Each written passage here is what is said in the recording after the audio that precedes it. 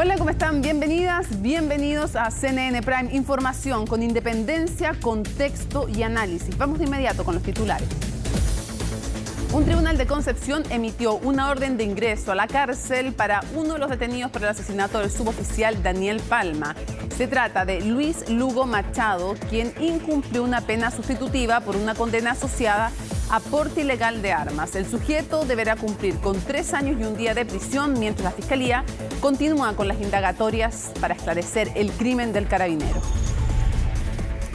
El Congreso despachó a ley la reducción de jornada laboral a 40 horas. La iniciativa, que permanecía en trámite desde 2017, recibió un amplio apoyo en la Cámara de Diputadas y Diputados y será implementada de manera gradual durante los próximos 5 años.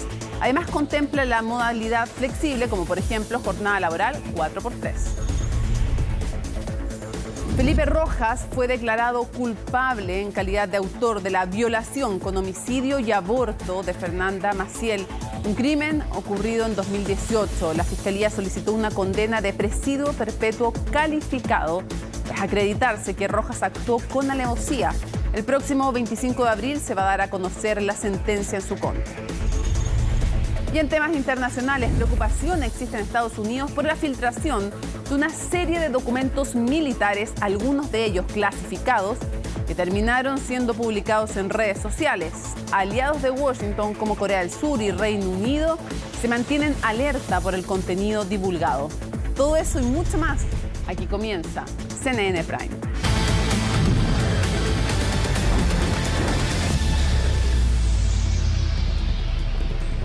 Y un apoyo transversal, aunque no unánime, recibió la reducción gradual de la jornada laboral a 40 horas. Todos los detalles los tiene Giselle Vergara desde el Congreso Nacional. Recordemos una iniciativa que pusieron en discusión las entonces diputadas, bueno, una de ellas todavía diputada, Carol Cariola, y la ahora ministra secretaria general de Gobierno, Camila Vallejo, que ha cambiado harto también a lo largo de su tramitación y que hoy fue muy apoyada, pero no de manera unánime. Giselle, buenas noches. Hola Mónica, ¿cómo estás? Muy buenas noches. Sí, un trámite que duró 6 años. Decía la diputada Carol Cariola, tenía contado 6 años, 3 meses y días.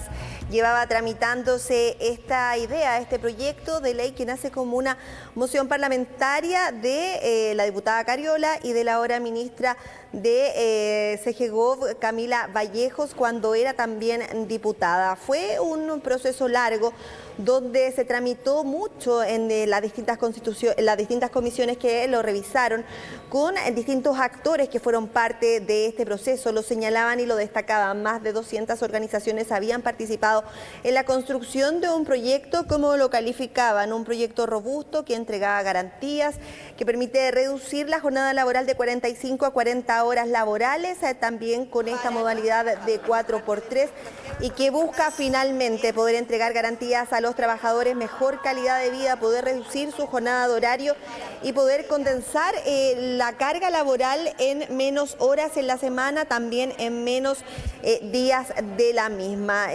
Felicidad de parte, por supuesto, de los ministros y las ministras que se encontraban durante esta jornada acá en el Congreso Nacional, un proyecto de los más emblemáticos del presidente Gabriel Boric del actual mandato, que tuvo un apoyo transversal en el Senado hace un par de semanas atrás y que durante esta jornada también logró alinear a la mayoría de los parlamentarios, de los diputados que votaron durante esta jornada. No tuvo el apoyo de republicanos, que durante esta jornada también manifestaban su rechazo al proyecto, calificando este como un proyecto que no cumplía con las expectativas que se planteaba. Ellos señalaban que finalmente un proyecto como el de 40 horas podría traer problemas para los trabajadores en materia salarial y también en oportunidades laborales. Pero vamos a revisar las declaraciones de la ministra del Trabajo, Janet Jara, y también de la ministra Camila Vallejos, que bastante emocionada también entregó palabras para lo que significa hoy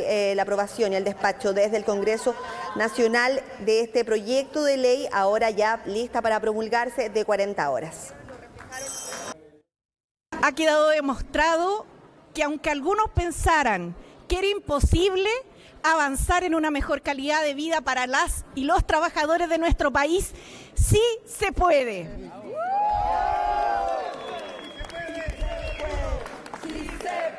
muchos sectores de la oposición también se atrevieron y dieron el paso y se sumaron al oficialismo, a quienes hemos empujado este proyecto de ley por largos años.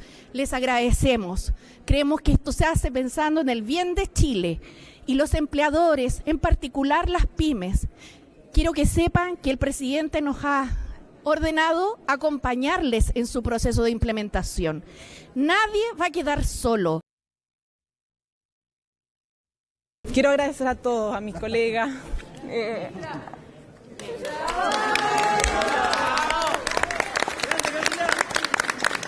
Quiero agradecerle a los trabajadores. Los que estando en la oposición dieron el paso al frente, como dijo la ministra, y estoy muy contenta, no puedo decir nada más, la verdad. Aquí fallé como vocera, fallé. De la sala para poder entregar las reacciones oficiales de la celebración también y la alegría de la ministra Jara, que ha estado junto a la ministra del Trabajo y también parlamentarios y otros ministros que acompañaban en lo que fue lo que ocurre después de esta aprobación en sala de un proyecto que, como ya mencionábamos, se revisó en 6 años, un proceso de bastante largo aliento, un proceso contundente, como también señalaban, y que permite entregar garantías a los trabajadores. También se refirió a lo que significa el apoyo de este proyecto y también lo que significa poder despacharlo desde la Cámara de Diputados, la diputada Carol Cariola, y también vamos a revisar las declaraciones del diputado republicano Johannes Kaiser, quien en su intervención en sala señalaba cuáles eran las razones que tenía para rechazar este proyecto, aseverando que va a ser un proyecto que va a entregar situaciones negativas más que positivas a quienes deban acogerse a estas 40 horas laborales. Revisemos. El proyecto de ley rebaja la jornada laboral a 40 horas. Es una de las propuestas más sentidas por la ciudadanía, porque representa cambios sustantivos en las mejoras de la calidad de vida. 8 horas para trabajar, 8 horas de descanso y 8 horas de recreación. En definitiva, trabajar para vivir y no vivir para trabajar. Cuando propusimos modificar el Código del Trabajo y reducir la jornada de 45 a 40 horas, hubo sectores que cuestionaron esta idea y que nos dijeron que corría riesgo la productividad del país. Yo les quiero decir, con todas sus letras, que se ha demostrado todo lo contrario. Jornadas más extensas no significan más productividad. Damas y caballeros, Chile no se puede dar el lujo de bajar su jornada laboral de esta manera, y no sin haber antes tomado otras medidas paliativas de aumento de productividad. Van a llevarse por delante a las pequeñas y medianas empresas, y va a terminar también impactando en el bolsillo de los trabajadores. Porque les puedo asegurar una cosa, que al final el sueldo va a reflejar lo trabajado, no más ni menos.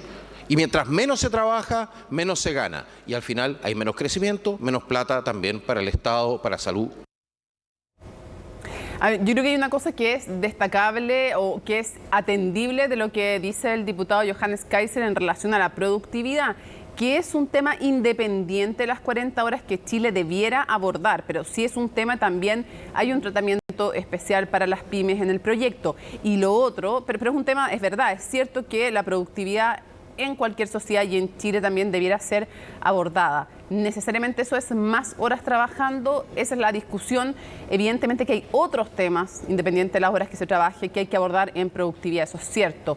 Pero lo otro que quería hacer el punto es que también es verdad que este proyecto es bien distinto o ha tenido enriquecimiento, que es lo que se esperaría también de un proceso legislativo. Ha sido enriquecido en proceso legislativo con adaptabilidad también, con gradualidad, de el que originalmente se presentó, y eso no es una crítica necesariamente al que se presentó originalmente, o de alguna forma sí lo es, porque requirió mejoras, no solo para que tuviera otros votos, sino porque de otra manera sí hubiera tenido un impacto diferente. Por lo tanto, también hay que valorar, así como criticamos, cuando el Congreso logra acuerdos y cuando logra enriquecer un proyecto, es algo que es valorable, me parece.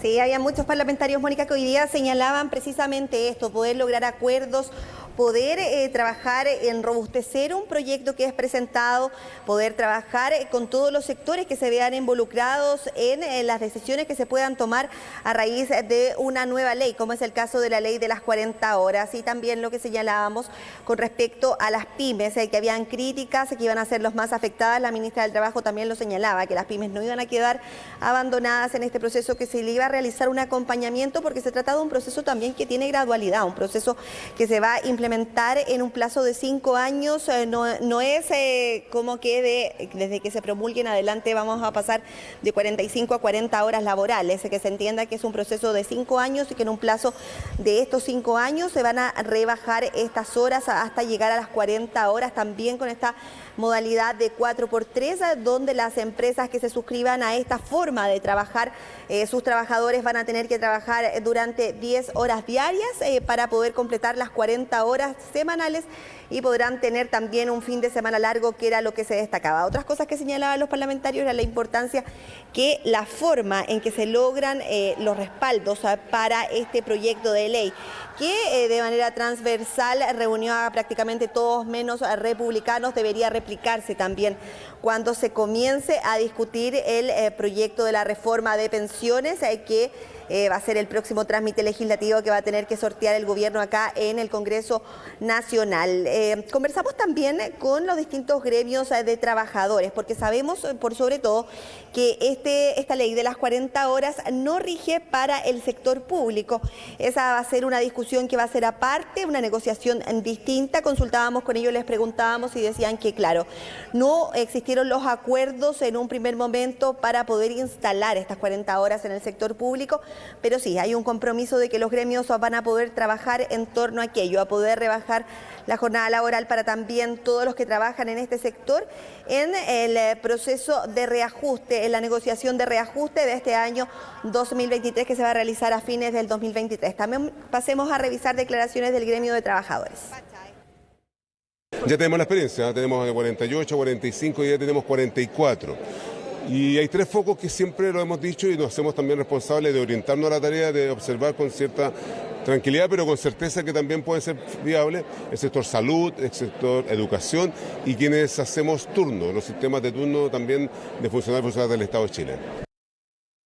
Nosotras consideramos que es un tremendo avance, y más aún cuando hemos sido convocadas a ser parte de este proyecto de ley. Ya no hemos sido excluidas como en otros periodos en que no se nos considera y hemos tenido que ir solas a buscar lo que otros trabajadores han conseguido.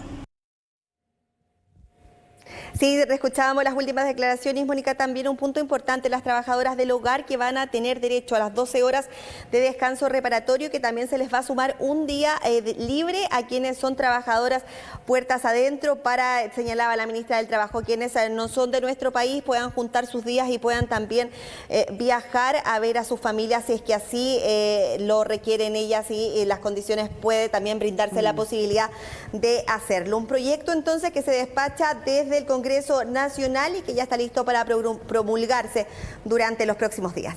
Sí, y que uno puede echar para atrás, y hubo tanta historia legislativa, no solamente en cuanto a cantidad de años, sino a opiniones dadas. No olvidar que hubo 2 polémicas bien importantes que se produjeron acá en CNN. Una, cuando la diputada Carol Cariola reconoció que no tenía ningún estudio al comienzo, eso fue cambiando después, pero que no tenía ningún estudio para dar cuenta de que no fuera a afectar a las pymes. Ni tampoco para cuánto se podía, a raíz de trabajar menos y estar más descansados, por ese solo hecho, incrementar la productividad. A reglón seguido vino el ministro del Trabajo y dijo que esto era muy malo para las pymes, y dio una cifra incluso de pymes que iban a cerrar. Y resulta cuando le preguntamos cuáles eran los estudios que tenía, tampoco tenía. Entonces, la verdad que ¿por qué recuerdo eso, Giselle? Porque es bueno también cuando se hace la discusión a favor o en contra de un proyecto, discutir con datos, no con ideas solamente, sino con datos. Y este proyecto se fue enriqueciendo en el camino, pero también se les hicieron estudios que dieron cuenta de qué cosas había que abordar para que afectara menos el tema de las pymes, el crecimiento, después surge el tema de la adaptabilidad, pero que bueno es que se discuta con datos y no solo con ideas. Sí, así es, un proyecto que se discutió durante un largo periodo, fueron 6 años, finalmente se despacha, y claro, un proyecto de ley robusto que decían que hoy día permite tener ya despachada este proyecto de reducción de jornada horaria de 40 horas. Continuamos con las noticias. Serían 4 los sospechosos detrás de la muerte del asesinato del suboficial mayor Daniel Palma Yáñez. 2 de ellos ya fueron puestos a disposición de la justicia, pero ¿quiénes son estos sujetos que investiga la Fiscalía? Nos lo cuenta Valentina Nieto. Pero no vamos a descansar y los vamos a encontrar y va a caer sobre ellos todo el rigor de la ley, todo. Porque si en 12 horas hemos sido capaces de tener a estos sujetos de interés identificados y seguramente en el lugar donde se encuentran, es mejor que ellos se entreguen. Hubo mucha intervención, muchos controles, más de 200 llamados que recibimos con información. En estos momentos tenemos a 2 personas detenidas con orden de detención con visos y presunta participación en el crimen del carabinero del Cabo Palma. Fueron 4 días de búsqueda que finalmente dieron con 2 de los presuntos involucrados en la muerte del suboficial Daniel Palma. Nosotros tenemos la convicción de que efectivamente hay participación de ellos, pero necesitamos determinar qué tipo de participación tienen, ya sea como autor, como cómplice, como encubridor. ¿Cuál sería el rol que habría jugado cada uno ese miércoles 5 de abril? Es algo que hasta ahora poco se sabe, pero ¿quiénes son estos sujetos? Su nombre completo. Luis Alberto Lugo Machado. Luis Alberto Lugo Machado, ciudadano venezolano de 23 años, tenía RUT chileno y ya contaba con una condena en nuestro país. Su imagen fue una de las primeras en ser difundidas por el Ministerio Público como sujeto de interés en la muerte del suboficial Palma. Cambio de aspecto, tiñéndose el pelo, todo con la intención de no ser reconocido, pero poco sirvió. Luis Lugo Machado tuvo que enfrentar a la justicia este martes por una condena pendiente por porte ilegal de armas en Concepción. Debía cumplir su pena de 3 años y 1 día en libertad vigilada intensiva. Sin embargo, no lo hizo. No cumplió ninguna de las condiciones del plan que se le había impuesto en su libertad vigilada intensiva. Él cambió de domicilio, no lo comunicó, no se presentó a las citaciones que le efectuó su delegado y tampoco pudo acreditar un trabajo formal. Modificó su domicilio de Penco a Santiago, cambió su número de teléfono y no asistió a una audiencia de control de detención fijada para el pasado 30 de marzo. Fue debido a esos antecedentes que el Juzgado de Garantía de Concepción determinó revocar a su libertad vigilada, por lo que deberá terminar su condena en prisión. Y esto además se refuerza en que el señor Lugo actualmente se encuentra siendo investigado, donde si bien es cierto aún no está formalizado por cargo alguno, existieron antecedentes para que en su oportunidad un tribunal de la República despachara una orden verbal de detención. Pero Luis Lugo no fue el único detenido en la investigación o por la muerte del carabinero Daniel Palma. ¿A qué horas fueron detenidos aproximadamente? A las 4. 4 de la mañana. 4 de la tarde. La tarde. Sí, el día domingo. Las miradas también están puestas sobre Ovic Marlixson Garcés Briceño, también de nacionalidad venezolana y de 18 años. Su figura causó especulaciones y es que en primera instancia no había sido apuntado por la Fiscalía como un sujeto de interés. Inicialmente se pensó que había cambiado su identidad y que incluso contaba con una orden de expulsión del país, algo que fue descartado por la Fiscalía y su defensa. Nosotros no tenemos esa información, preliminarmente podríamos decir que no es la misma persona. ¿No es la misma persona que del 2020 que tendría esta orden de expulsión? ¿Eso nos está comentando? Exactamente, la información que tenemos nosotros por ahora es que no sería la misma persona.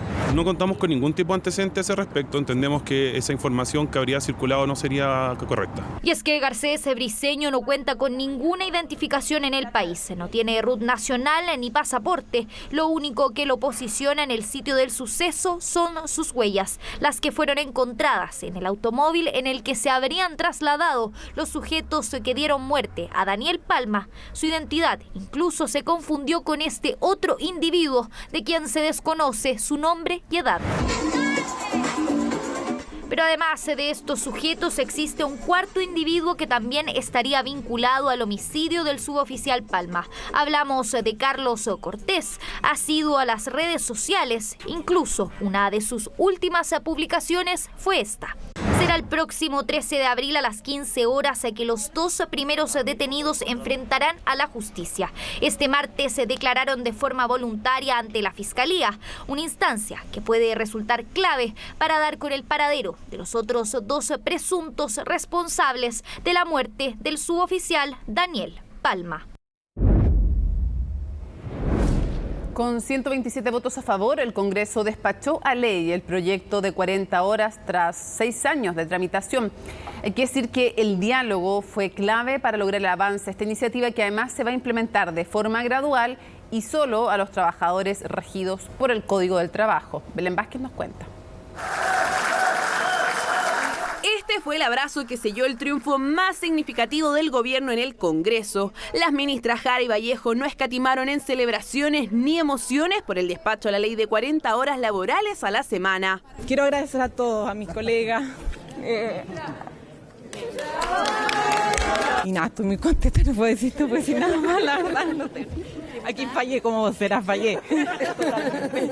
Ha quedado demostrado que aunque algunos pensaran que era imposible avanzar en una mejor calidad de vida para las y los trabajadores de nuestro país, sí se puede. Luego de 6 años en tramitación y con modificaciones sustanciales respecto del proyecto original, el Ejecutivo consiguió 127 votos a favor, incluido Todo Chile Vamos, quienes en el debate valoraron la disposición de la titular de Trabajo y los cambios que permitieron darle viabilidad al texto. A la ministra Jara, con quien muchas veces nos separa un mar de diferencia, pero que ha demostrado en esta iniciativa que la voluntad de diálogo es lo que hace grande a las políticas públicas. Y es que para poder alcanzar el resultado de hoy, hubo jornadas de diálogo con los parlamentarios, el empresariado, sindicatos, pymes y organizaciones de la sociedad civil. Todo ello sirvió como un insumo que se incorporó al proyecto final y donde fue clave el acuerdo previo entre el gobierno, la CUT y la CPC. Este proyecto hay que aplaudirlo por el contenido, pero también por el proceso, porque marca la pauta de cómo seguir trabajando en las otras reformas que son significativas. 40 horas no es solo un simple proyecto, es una respuesta concreta que nos orienta a un futuro mejor, a un Chile mejor. Finalmente la ley quedó así. Aplicará a todos los trabajadores regidos por el Código del Trabajo y no podrá significar una disminución salarial. El avance a la jornada de 40 horas será gradual, reduciéndose el primer año a 44 horas, el tercero a 42 y el quinto a 40. En el caso de los empleados públicos, la mesa del sector será la encargada de acordar cómo se modificará la jornada laboral de manera de acercarse a dicho estatuto. Ya tenemos la experiencia, tenemos 48, 45 y ya tenemos 44. Y hay 3 focos que siempre lo hemos dicho y empresas que también pueden ser viables: el sector salud, el sector educación y quienes hacemos turnos. Que las pioneras, los pioneros son las MIPYME porque han sido ellas quienes con el sello 40 horas han demostrado que esto es posible, es real y el mundo no se ha venido abajo. Habrá jornadas especiales para trabajadoras de casa particular, trabajadores de transporte terrestre, los agrícolas permanentes, gente de mar y tripulantes de vuelo y cabina. Dependiendo del caso, las horas en la semana no podrán promediar más de 40 y habrá mecanismos compensatorios si es que, por las características del rubro, se requiere contar con el trabajador por encima de ese promedio. Nosotras consideramos que es un tremendo avance. Ya no hemos sido excluidas como en otros periodos en que no se nos considera y hemos tenido que ir solas a buscar lo que otros trabajadores han conseguido. La jornada se podrá distribuir en 4 días de trabajo por 3 días libre. Una semana puede tener un tope de 45 horas, pero el promedio mensual debe dar 40 semanales. Además, se restringe el uso del artículo 22, que permite no tener sujeción horaria, dejándolo solo para cargos gerenciales o aquellos que por las características de sus funciones no tengan supervisión. Que aquellas personas que cumplan un horario y tengan fiscalización superior inmediata van a tener la posibilidad de recurrir a la Dirección del Trabajo para que estos trabajos que hoy día deben tener derecho a una jornada laboral, así lo tengan. Para acompañar todo este proceso, el proyecto considera medidas de conciliación familiar, como la posibilidad de una banda horaria diferida de entrada o el descanso compensado por las horas extras. Con ello podrán, por ejemplo, hacer cosas tan básicas pero tan importantes como es ver crecer a sus hijos o acompañarlos a estudiar. Los chilenos se merecen un debido descanso después de su jornada laboral, especialmente teniendo en cuenta que hay personas que deben hacer recorridos por horas para poder llegar a sus trabajos, Ya hay 503 empresas que están certificadas con el sello 40 horas al acogerse antes de que se aprobara la ley, la misma que el gobierno espera tener promulgada para el 1 de mayo. Se relaciona con la calidad de vida, Culpable de violación con homicidio y aborto. Eso determinó la justicia en contra de Felipe Rojas, único responsable de los crímenes cometidos contra Fernanda Maciel y el hijo que esperaba. La lectura de la sentencia llegó después de 5 años y el martes 25 de abril se va a conocer la pena que podría llegar a ser presidio perpetuo calificado. Los detalles con Macarena Román. Cerca de las 9:30 de la mañana ya había lienzos colgados, carteles, poleras y música, todo en el Centro de Justicia y con un solo objetivo: respuestas para la familia de Fernanda Maciel y su hija Josefa. Justo a las 10 de la mañana se dio inicio a la lectura de sentencia en contra de Felipe Rojas, único imputado por el asesinato de Fernanda Maciel. En orden a condenar al acusado Felipe Rojas Lobos como autor del delito de violación con homicidio del artículo 372 bis del Código Penal y del delito de aborto. Más de 5 años tuvo que esperar la familia de Fernanda Maciel para escuchar una sentencia. Rojas fue declarado como el único culpable del homicidio de la joven, que en el minuto de los hechos tenía 21 años y un embarazo de 7 meses. Bueno, era lo que nosotros estábamos esperando hace tanto tiempo, es por lo que luchamos. Esta pelea, esta lucha es de mi hija Fernanda y de su hija Josefa, más que de nosotros. La desaparición de Fernanda y posterior homicidio se concretó el 10 de febrero del 2018. Eran pasadas las 17 horas cuando llegó a juntarse con su vecino Felipe Rojas, quien trabajaba cuidando una bodega. En el lugar fue violada, asesinada y enterrada. De ahí comenzó una búsqueda que se extendió por casi 1 año y medio. ¿Qué vas a luchar al final? No le bajes tu brazo. Solamente nosotros sabemos lo que hemos pasado, ¿me entiendes? Solamente nosotros, y creo que recién hoy, su familia va a sufrir lo que nosotros hemos sufrido. Un caso que tuvo varios sospechosos hasta que en junio del 2019 Felipe Rojas fue detenido como imputado, confesando su autoría en el crimen. Y la rabia que ha tenido el weón encima 1 año y medio y sabiendo después nosotros, y no haber hecho nada. Desde entonces, Rojas permanece detenido y este martes la justicia lo declaró culpable de los delitos de violación con homicidio y aborto, desestimando inhumación ilegal, hurto simple y secuestro. El tribunal ya condenó al condenado Felipe Rojas Lobos por violación con homicidio y por aborto, por lo que no va a variar la pena. Ahora lo que va a tener lugar es el debate en cuanto a las circunstancias atenuantes, que él tiene irreprochable conducta anterior y se le reconoce colaboración, versus la agravante del 12 número 1 de la alevosía. El Ministerio Público pide la pena de presidio perpetuo calificado, el más alto en la legislación nacional, y que establece 40 años de cárcel antes de poder optar a beneficios. En tanto, la defensa solicitó cadena perpetua simple. Lo importante en este caso es que nosotros logramos condenar a Felipe Rojas Lobos y la verdad que nos vamos a centrar en eso y a la espera en definitiva también de la sentencia completa. Eso de justicia lo tiene que ver el tribunal. Yo simplemente estoy haciendo lo que tiene que hacer la defensa, que es alegar los derechos de una persona que está perseguida por un delito. ¿Y el simple serían 20 años entonces? ¿Esperan que les den la razón o no? Matemáticamente incluso menos. Pero eso lo determina el tribunal.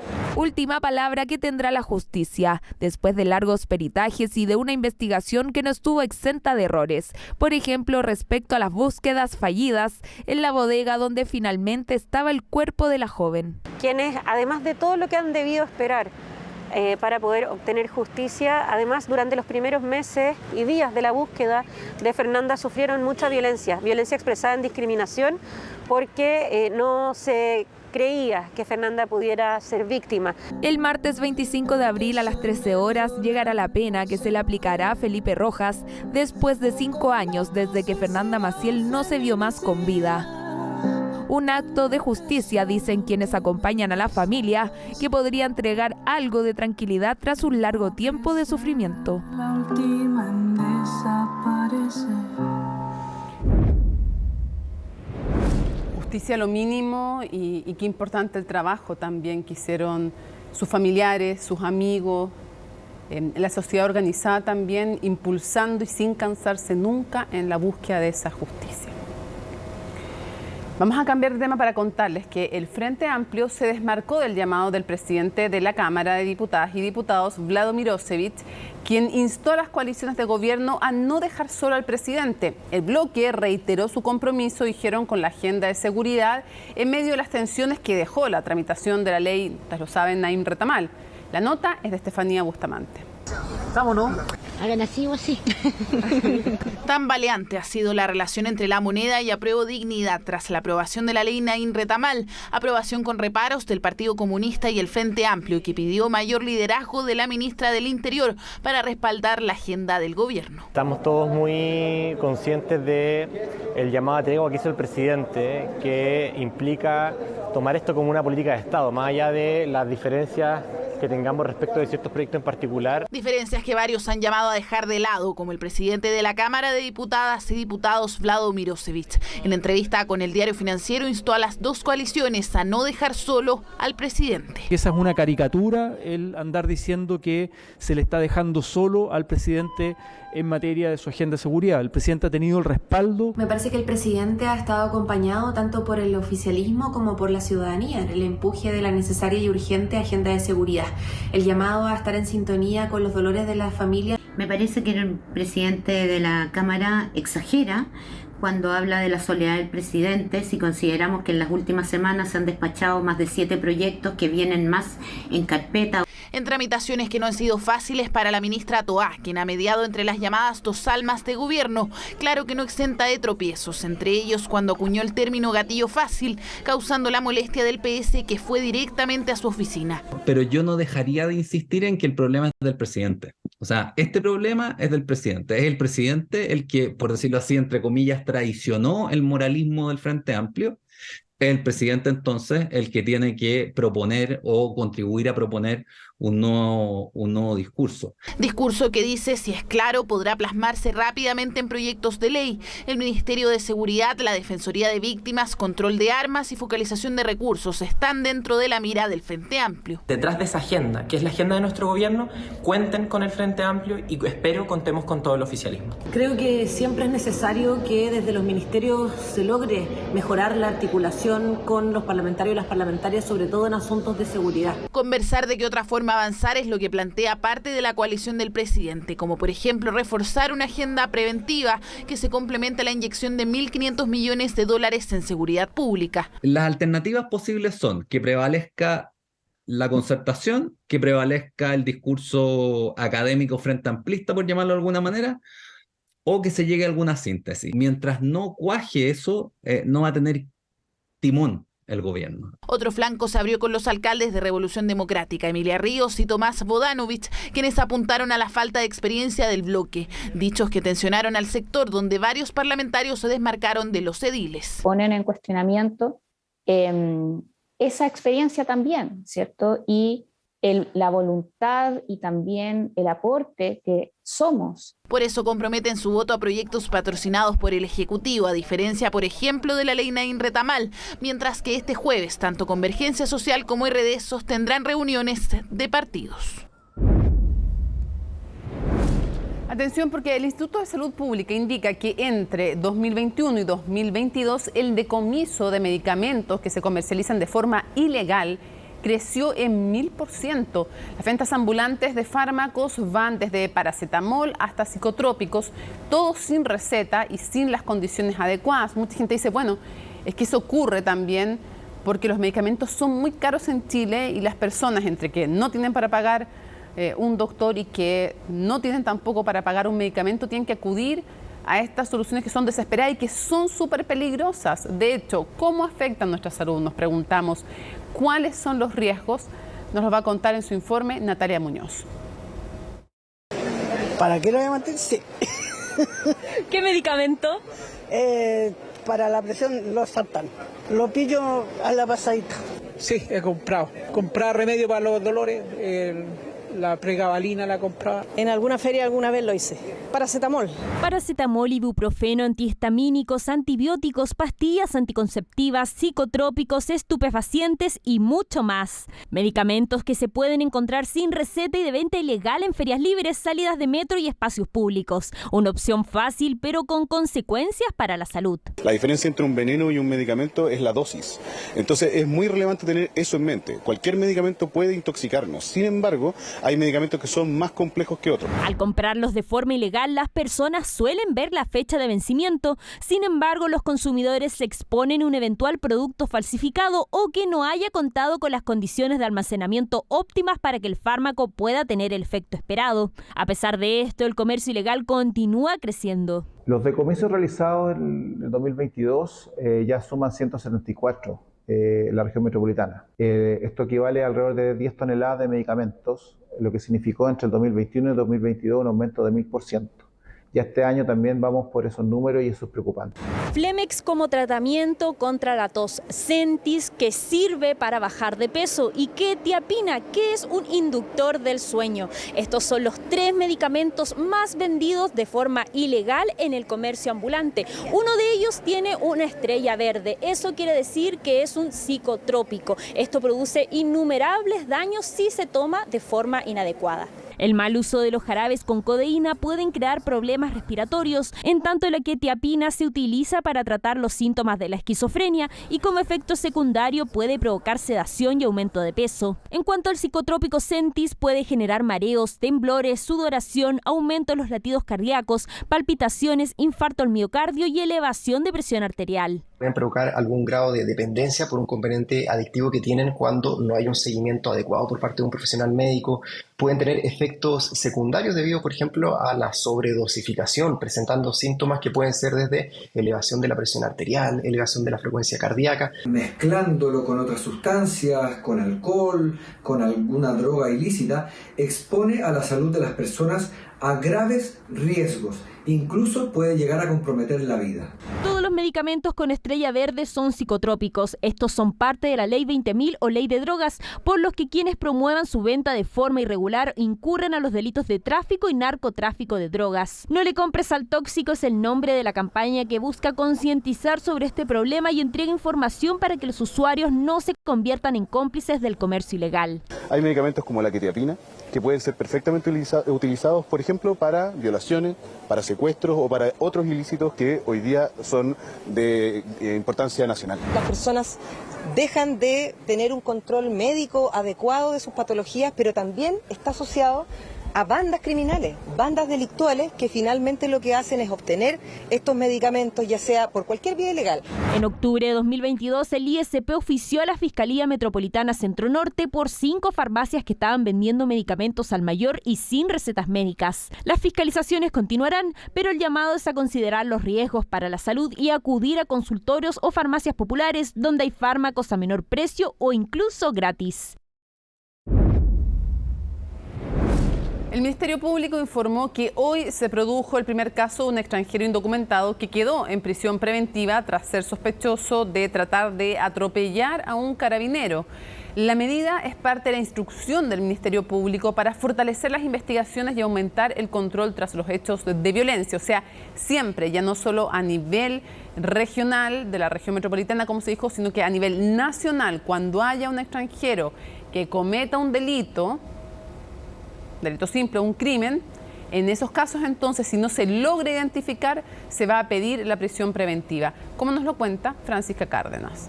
Tras el homicidio del suboficial mayor Daniel Palma, el fiscal nacional anunció una serie de medidas para fortalecer las investigaciones. La más importante, que generó algunos reparos, fue la de solicitar prisión preventiva para los extranjeros indocumentados que sean detenidos cometiendo un delito y hasta que se esclarezca su identidad. Si ello implica que tienen que quedar privados de libertad, así lo vamos a solicitar ante tribunales. En consecuencia, la instrucción a los fiscales es que se agoten los medios, que proveamos todas las facilidades para que se pueda establecer la identidad de estas personas detenidas antes de ser puestos a disposición de la justicia. Una vez que son presentadas ante la justicia, si no se han podido identificar, que se pida la ampliación de la detención para los efectos de poder identificar y saber de quién se trata. Una medida que desde el lunes tiene carácter nacional y que este martes tuvo su primer caso. Se trata de un venezolano quien el pasado 7 de abril habría intentado atropellar a un carabinero en Maipú.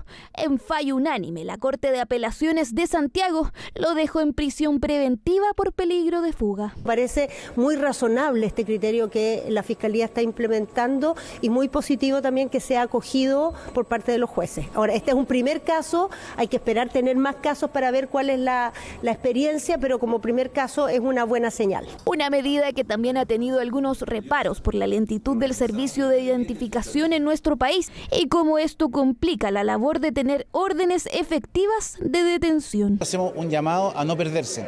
Nosotros necesitamos tener una mano muy firme, una presencia estatal muy fuerte y que hoy día el Ministerio Público se transforme en el pivote de la persecución penal porque los delitos cada vez son más complejos. Es probable que se produzca un aumento de la población penal. ¿Y cómo nos hacemos cargo de eso si las cárceles hoy día ya están saturadas? Creo que es urgente una política carcelaria que tenemos que iniciar con prontitud. Ejemplo de eso son los sospechosos del crimen de Daniel Palma, de quienes si bien habían huellas digitales en un vehículo, no había con qué cotejarlas en la base de datos nacional. Solo se les pudo ubicar cuando la Fiscalía obtuvo voluntariamente sus huellas. Entre el 35 y el 40% en total de personas detenidas que ingresan al Centro de Justicia de Santiago son extranjeros. Detenidas. De las palabras detenidas. Sí, extranjeros. Y dentro de ellos, un tercio de esas personas no tienen, o sea, no están enrolados en los sistemas de identificación chilenos. En el oficialismo, pese a que valoran el rol que ha tomado el Ministerio Público, estos últimos días, algunos llaman a llevar con cautela los temas migratorios, a lo que también se sumaron algunas organizaciones para evitar la estigmatización. Pero también que tengamos cuidado con no estigmatizar a los ciudadanos extranjeros. Hay muchos extranjeros en Chile que han venido con sus familias, que trabajan y que no tomemos estas cifras tampoco como un aliciente. Hoy necesitamos mejorar los procedimientos de notificación cuando se cometen delitos por parte de personas migrantes. Se han aprobado la facilitación de procesos de expulsión. Antes se requerían 2 notificaciones personales, por ejemplo. En nuestra opinión, la migración no puede ser generalizada como un factor que haya implicado el aumento en índices de violencia, sino que lo que verdaderamente hace que se fomente la violencia, que se fomente la criminalidad, son las situaciones de clandestinidad, cuando las personas son empujadas a estar en situaciones de irregularidad. Este martes, el fiscal Valencia participó además de la Comisión de Constitución del Senado para hacer un balance a 3 meses de su inicio como jefe del Ministerio Público, donde reafirmó la necesidad de aplicar la medida a los indocumentados que cometan delitos y aseguró que no habrá pie atrás con una medida que ya tuvo un primer resultado. Entre 200 a 400 pesos subirá en marzo la canasta básica de alimentos según la proyección que realiza la Universidad Católica sobre su valor. Se trataría de un alza que significa una desaceleración en el precio de un ítem esencial para las familias. María Luisa Carrión con el informe. Con papel en mano, Paola cotiza local por local el precio del huevo. Es que este alimento es uno de los que más subió de precio en marzo. Lo hizo en casi un 7%. Hace un mes, por ejemplo, una bandeja de 2 unidades podía costar en una feria libre unos 2.500 pesos y la de 30 estar a casi 6.000. Marzo fue cuando llegó a 200 pesos el huevo. Yo estoy hablando de Electra, que es lo más vendido en el mercado.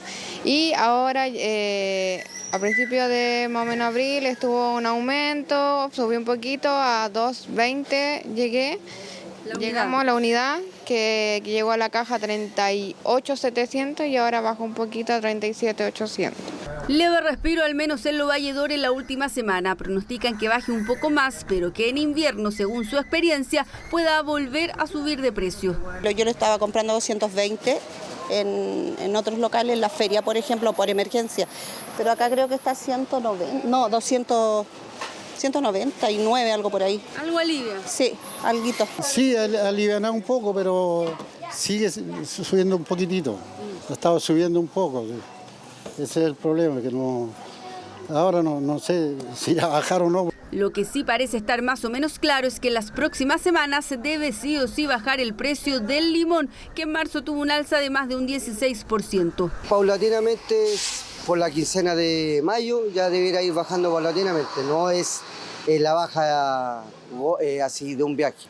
Se baja, pero paulatinamente. Por ejemplo, esta malla, ¿cuánto está ahora? Esta malla vale 25 lucas. ¿Cuánto podría llegar? Debido al precio de bunde del limón, deberían estar 5.000 pesos, 6.000 pesos, ya esa malla más o menos. Y eso debería ser ya en pleno invierno. Para Semana Santa tuvo su pic en cuanto a precio, aunque las ventas no acompañaron. Lo mismo dicen quienes se dedican a esto, la palta. En marzo su valor por kilo subió casi un 7%. A principios del tercer mes del año, en las ferias libres el kilo era posible encontrarlo a poco más de 5.000 pesos. Ahora el escenario es distinto. De hecho, al tener la alternativa que es peruana, hay mejores valores en comparación a los que tenemos acá en Chile. O sea, sube un poco por la cremosidad que tiene la palta nacional hasta el final, y la palta alternativa es como la que tenemos aquí al lado nuestro, que es Perú. Así.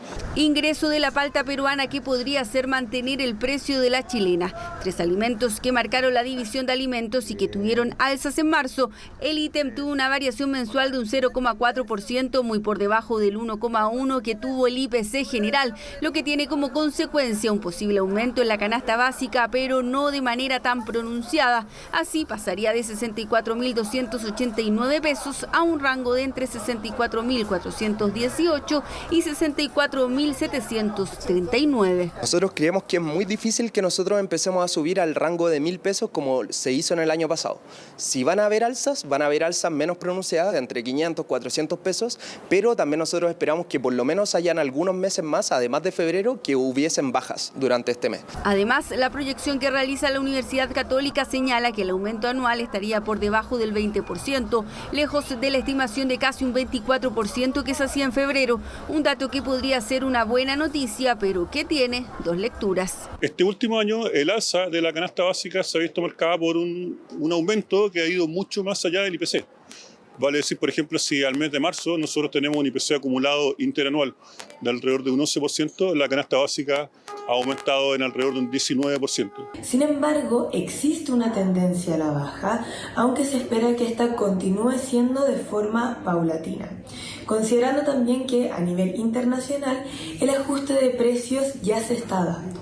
Factores externos que podrían explicar la desaceleración en el precio de algunos alimentos, al igual que la menor liquidez en nuestro país. ¿Cuáles serán las primeras 10 comunas que van a ser parte del plan Calles sin Violencia? Desde el Ejecutivo descartaron tenerlas definidas. Hasta ahora solo confirmaron que la iniciativa va a comenzar en la comuna de Santiago y entregaron los ejes principales de esta intervención, tema que reportó Ángela Rayman. Rápidamente el Ejecutivo salió a desmentir los rumores respecto de las primeras comunas que podrían ser seleccionadas para comenzar a implementar el plan Calles sin Violencia, medida que requerirá una inversión de más de 1.500 millones de dólares en materia de seguridad y prevención del delito, pero que se enfocará solo en 30 comunas a nivel nacional. El punto de partida va a ser el que estaba previsto, que es la comuna de Santiago. El resto de las comunas no ha sido todavía informada. En algunos casos los indicadores son bastante evidentes que en ciertas comunas debieran estar, pero son solo elucubraciones. Las comunas que serán parte de esta intervención serán aquellas que concentran un 50% de los delitos más violentos del país y que reúnan un tercio de la población nacional. Y aunque aún no es de conocimiento público dónde se llevará a cabo, los objetivos son claros. Mejores resultados en persecución penal con fiscales especializados, mayor presencia policial, más fiscalización en locales o actividades que potencien un entorno conflictivo como zonas de comercio irregular o aduanas, y el refuerzo en infraestructura de los espacios públicos. Las comunas que han sido o que serán seleccionadas para este plan finalmente sean el puntapié inicial para extender este plan a todo el país. La idea es que también se pudiese establecer como una política pública financiada durante los años con presupuesto nacional permanente. Pensamos que esto todavía es insuficiente. Hay una desigualdad tremenda entre los municipios. Ustedes saben que son contados con la mano los municipios que pueden entregar una seguridad tal vez con mayor equipamiento, mayores vehículos, más tecnología, Y la gran mayoría no tiene esa posibilidad. Así que es muy importante que se tome nota de esto y finalmente se achique esta brecha. La intervención se iniciará en Santiago e incluiría comunas como La Pintana, Puente Alto, Valparaíso y Arica, potenciales zonas que podrían ser candidatas para el plan. Esta intervención se suma al paquete de medidas legislativas en materia de seguridad que está impulsando el Ejecutivo. La verdad es que el programa tiene una larga enumeración de trabajo. Ojalá que se hagan efectivos y concienzudamente. Porque de repente si es solamente una pincelada, no basta. De vista un santo y vista otro, porque estamos hablando de la misma cantidad de jugadores dentro de la cancha. O sea, la misma dotación de los carabineros que van a tener que cumplir estos planes.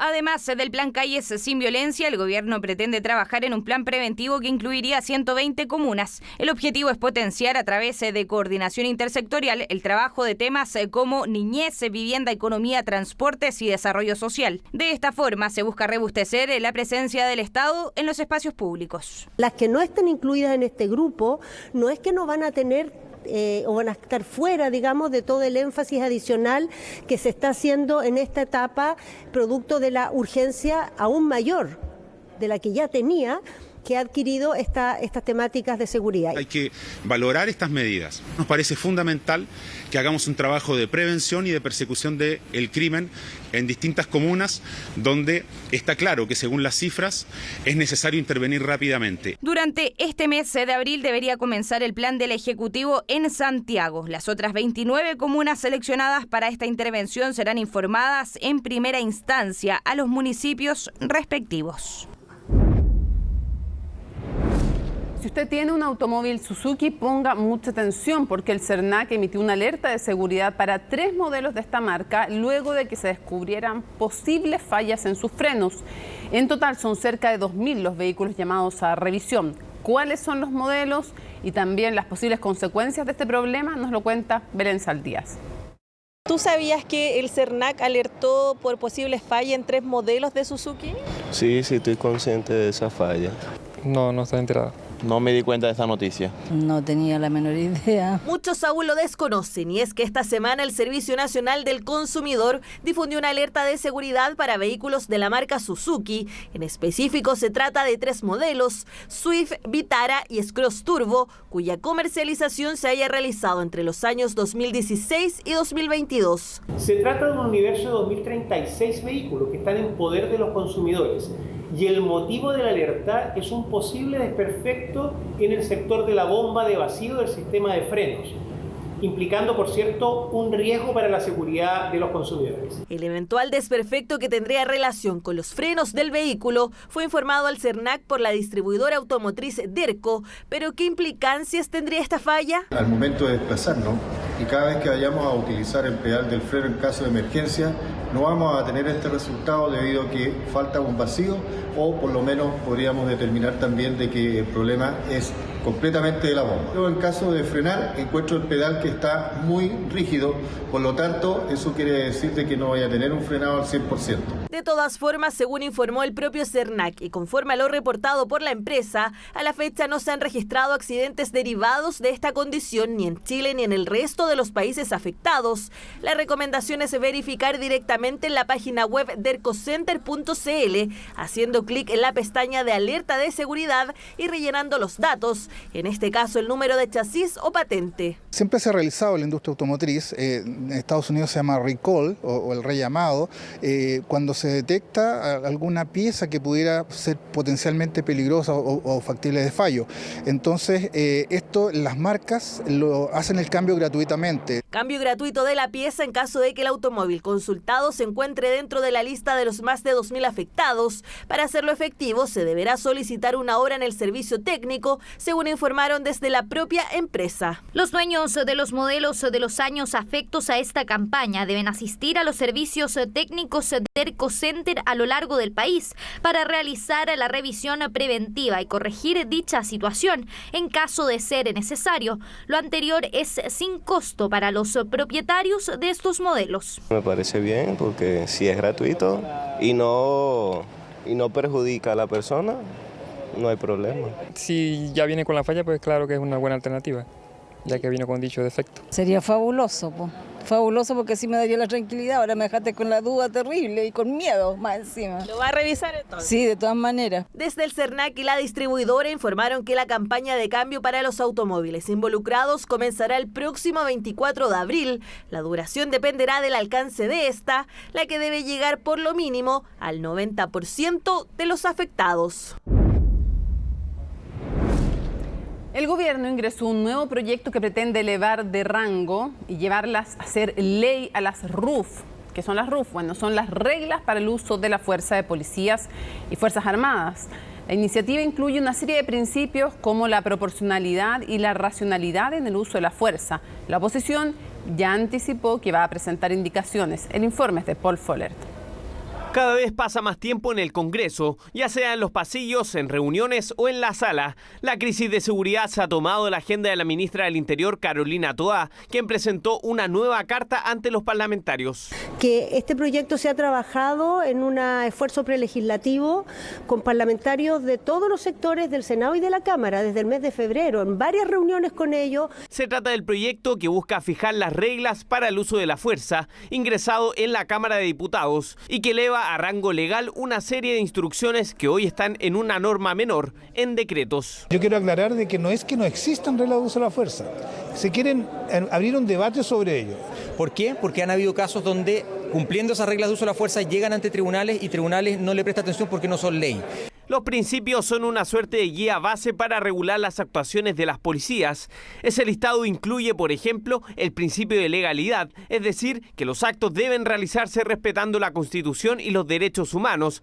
También el de necesidad, donde los policías solo podrán usar la fuerza cuando sea estrictamente necesario, utilizando, en la medida de lo posible, medios no violentos. El monopolio del uso de la fuerza y de las armas, y por tanto eso tiene que tener reglas y principios, insisto, que son orientadores a los pasos previos antes de usar el arma. El arma tiene que ser el último recurso. Mientras los delincuentes son decididos, mientras los delincuentes actúan con total determinación, mientras enfrentan directamente nuestro Estado de Derecho, a nuestra policía le ponemos todo un código de funcionamiento que le impide tomar decisiones en forma rápida. Son dos los principios que despertaron mayor debate entre los parlamentarios, el de proporcionalidad y el de racionalidad. En términos simples, el primero apunta a que los policías, dado el tipo y nivel de fuerza que emplean, esta debe ser proporcional al grado de la agresión, mientras que la racionalidad no implica igualar los medios. Que nuevamente el diablo mete la cola con la proporcionalidad. Por favor, saquémosla de todas las leyes de seguridad y empecemos a hablar de racionalidad. Si el Estado de Derecho tiene que ganar la pelea, el carabinero tiene que tener más fuerza. Que me diga la derecha, ¿dónde dice que proporcionalidad tiene prevalecencia por sobre racionalidad? En ninguna parte. Proporcionalidad no es simetría y segundo, que la proporcionalidad siempre debe garantizar la superioridad del Estado. El proyecto además establece deberes de las policías a la hora del uso de la fuerza, una especie de paso a paso que incluye la identificación del funcionario, las advertencias a los atacantes y la reducción al mínimo de los daños. Un listado que para la oposición no siempre es aplicable. Porque hoy día nuestras policías y las Fuerzas Armadas van a tener un chaleco de fuerza. Porque esta ley se construye, el proyecto de ley se construye bajo la sombra del octubrismo, para manifestaciones, pero se deja de lado el terrorismo. Esto no es retroceder, al contrario, es modernizar, y yo esperaría que tuvieran más voluntad para avanzar en esta materia, porque ahí se ve que al parecer no les interesa tanto avanzar en materia de seguridad cuando no están de acuerdo. Diferencias que se deberán resolver a través de indicaciones en las comisiones de Seguridad y Constitución de la Cámara. Termina CNN Prime, viene CNN Tiempo y luego no se lo pierdan Futuro 360. Martes 11 de abril, así estuvo nuestro país y el mundo. Somos CNN Chile. Buenas noches.